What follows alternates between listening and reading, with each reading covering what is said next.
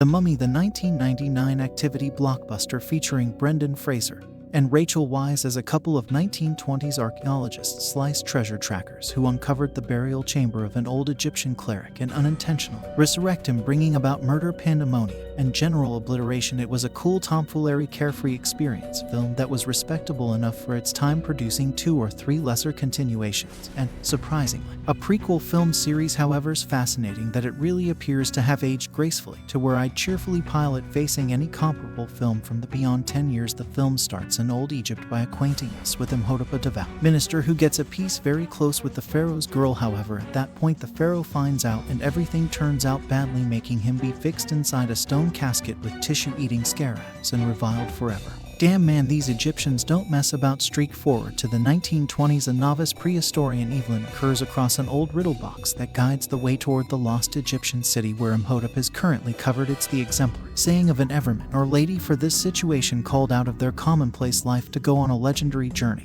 and recover an impressive award and proof. There's an explanation. We have figures of speech. In any case, they work, likely should do less investing energy and exertion attempting to undermine them. All things considered, you had dicks. At any rate, Evelyn goes to Egypt with her sibling John, and they enroll the assistance of American swashbuckler Rick O'Connell to lead them to the city. The gathering need to conquer different impediments en route, including rival treasure trackers. Furthermore, assaults by an old clan committed to watch Imhotep remains. However, ultimately they come to the lost city and reveal his burial chamber. I love her. This film never passes up on an opportunity to toss in a little leap alarm. In any case, through a progression of lamentable occasions, they wind up setting off the revile and resurrecting Mirror, and it's not well before he fires things up for all concerns. Essentially, his goal is to kill and consume every individual from the party that was available when his burial place was opened, then utilizes mystical powers to resurrect his dead sweetheart and assume control over the whole world. I mean, it's great to have objectives in life, I assume, so obviously it depends on our fearless band of swashbucklers to stop him, finishing in a last fight at the lost city with the destiny of the world in limbo. Motion pictures about old condemnations and Egyptian mummies being resurrected are the same old thing. Hollywood's been producing them since the times of quiet film for purpose, yet what makes this movie so pleasant is the manner in which it mixes these exemplary repulsiveness components with present-day activity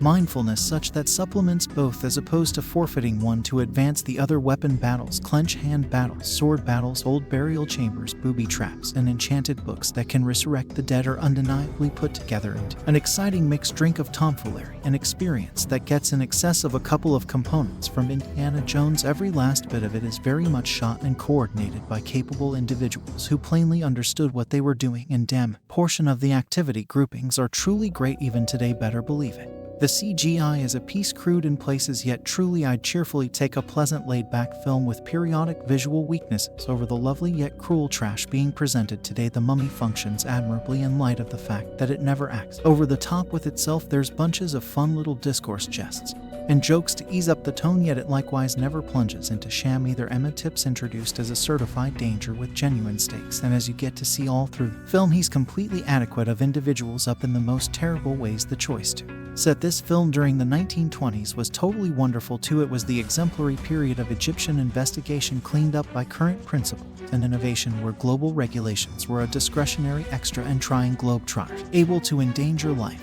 and appendage could uncover treasures that could put them on the map over evenings. The cast and characters are strong too, even the individuals from the opponent group having sufficient character and screen time to make them unmistakable and noteworthy. Rick and Evie complete one another entirely, one scholarly and scholastic, yet longing for experience and energy, the other tainted and pessimistic subsequent to encountering the unforgiving truth of such a day-to-day existence, yet slowly showing more sympathy and defense as conditions constrain them together. This is the sort of job that Brendan Fraser was destined to play, and you can perceive he's truly messing around with Rick O'Connell, depicting him as a proficient yet to some degree hesitant legend. At one point he even needs to save Evie from Imhotep when she's going to be forfeited. Damn the number of motion pictures that today would permit that to happen. These various components, the activity and experience, the snide humor, the outlandish setting, the beyond ludicrous bad guy, the legendary set pieces, and the brilliant cast of characters that play with such ease off one another as opposed to being constrained into jobs that absolutely unacceptable to everything amounts to the sort of carefree dreamer fun that Hollywood used to be so great at. It's a film I've rewatched on numerous occasions and delighted in similarly, however much, whenever I first saw it over quite a while back, and assuming that you're in the temperament for a cutting-edge take on an old story, you can do a ton more regrettable than The Mummy. Simply attempt to disregard burial chamber of the mythical serpent ruler. At any rate, The Mummy is an exemplary thriller delivered in 1932, coordinated by Karl Freund and featuring Boris Karloff. It recounts the tale of an old Egyptian cleric who is inadvertently resuscitated and looks for retribution on the individuals who upset his burial place.